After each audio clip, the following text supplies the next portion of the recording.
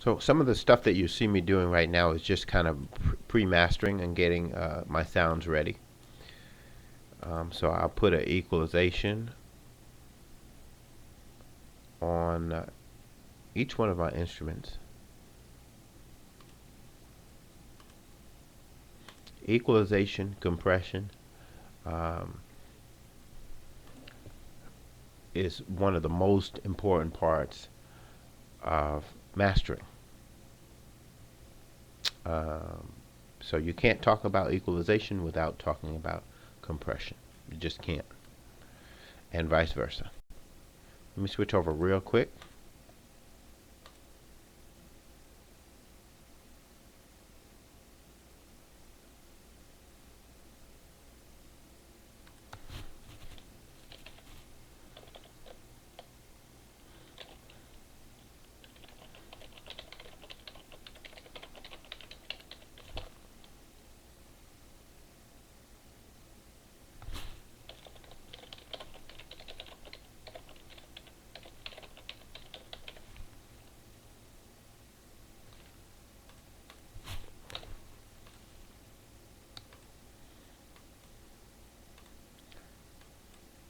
I don't know if you guys were got a chance to see. We had about maybe about 5 people show up, but we had that interview with that rap artist, My Son, from the Bronx, and that was a pretty good interview. Except for the fact that my BlackBerry was putting feedback on the system. It was a really good interview. Kick.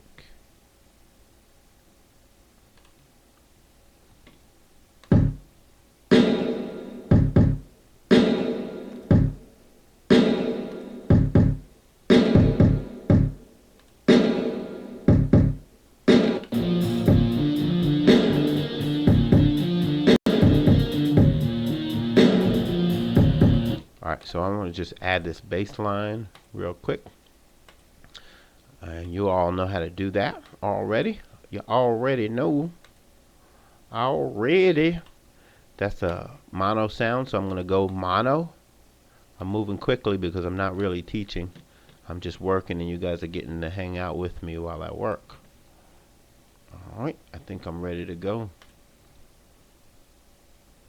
And let me give you an overhead view.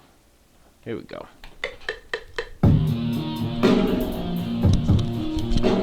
Yep.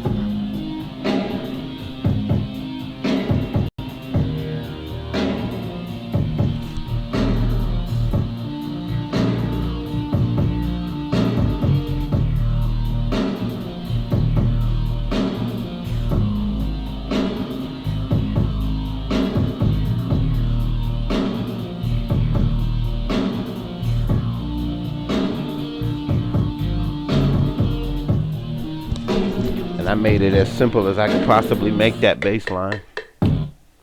Made that bass line as simple as I possibly could make it. And since it didn't record, yeah, I tried to make that snare pop out like that. Since it didn't record, I'm going to do it again.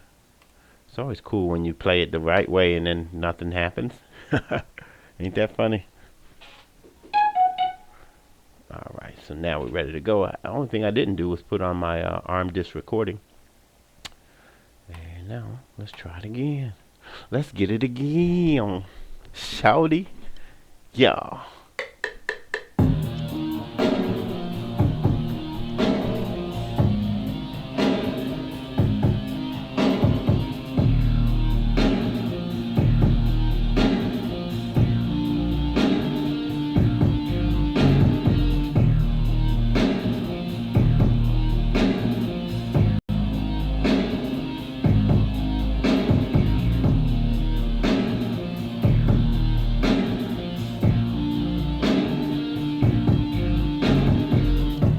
Perfect.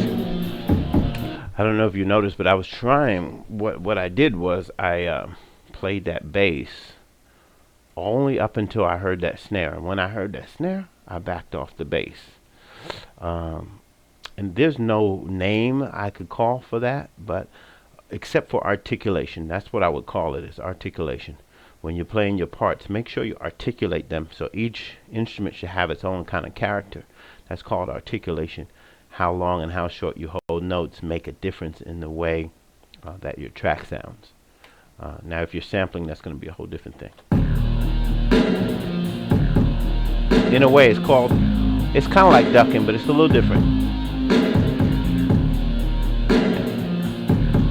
And that sounds really hot. I guess you're right. It's kind of similar to a manual ducking. I like articulation because what it means is that it really forces you to have character and personality, and then transmit that into the music, which in turn is going to sound like it has character and personality. If you treat everything separately, the whole is going to sound very, very good, and that's the goal in music. Is to, I mean, just think about a lot of the Michael Jackson music, which we need to call Quincy Jones music because he actually wrote a lot of the hottest stuff. Each line, each instrument had its own character, and you want to try and achieve that.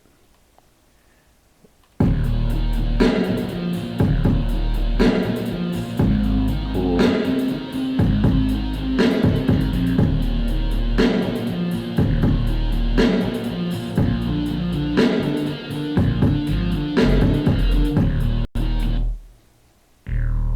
Alright, now real quick, what I'm going to do is begin to, again, we're going to talk about mastering and the techniques of mastering.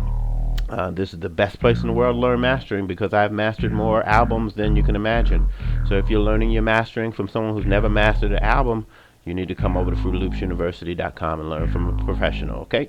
Alright, so what we're going to do is apply equalization onto this particular track. Alright, I ran it through Effects 8.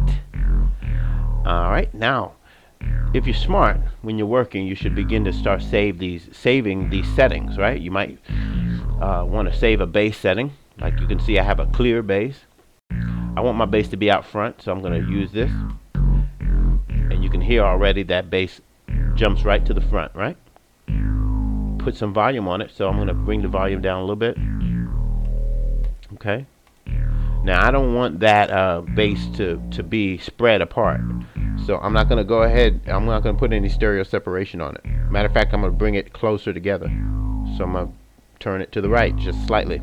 Alright, and this is how we begin to tailor and master our sound, right? Alright, now we're going to bring in the other instruments just to hear what it sounds like together.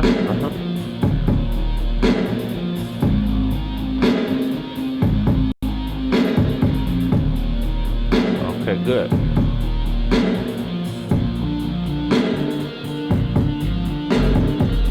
Alright, now let's talk compression. And those people who know me know that I'm not a big fan of over compressing my tracks. Alright, so I'm going to put a compressor on the final mix. So I'm going to go to my master, which by the way has been stereo separated all the way. I'm not a big fan of extremities, so I don't go all the way on anything. So I might want to just tone it down a little bit, make it 83% separated. Alright, now if you look up in your box here, as you're separating, you'll see the percentage point. Alright, the reason why I don't go all the way on anything is because once you go to 100%, you can't go any higher than that, right?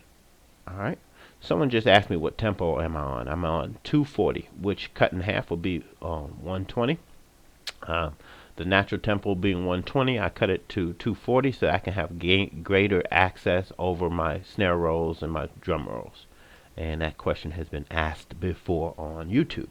Alright, so now compressor, I'm going to do this real quick and then we're going to shoot this to YouTube so you guys can get a chance to come join Fruity Loops University, the professional way to learn how to produce music. Alright, multi-band compressor. Come to my presets and I'm going to go down to mastering at 6 decibels. Alright, quickly, the definition of a decibel is a unit of measurement of sound, how loud or soft. 6 decibels obviously going to be louder than 2.4 decibels, right? The other thing you need to know with compression is the ratio. 1 to 9, 2 to 9, 4. This is the amount of compression that's added to the actual signal. The rule of thumb is you don't want to go any higher than a 2 to 1 compression, because anything after that is going to start to distort the harmonic frequencies. And harmonic frequency is the sound, the frequencies that are reverberating from the sound, right? So if you have a kick that's reverbing, and then you have a snare that's reverbing, and then you have a bass part that's reverbing, all those frequencies clash against each other and they create a separate frequency. That's what a harmonic frequency is. And naturally, when they naturally occur, when harmonic frequencies naturally occur, they should sound in tune with one another. And the mastering process is the process of bringing those frequencies into alignment with one another. Okay? I hope that makes sense. I can show it to you in greater detail. We're going to do some tutorials on that. Believe me, our wannabe competition can't keep up with where I'm about to take you. All right? So here we go. Let's play the track, and boom. And I'm going to listen to another one of Revelation's tracks.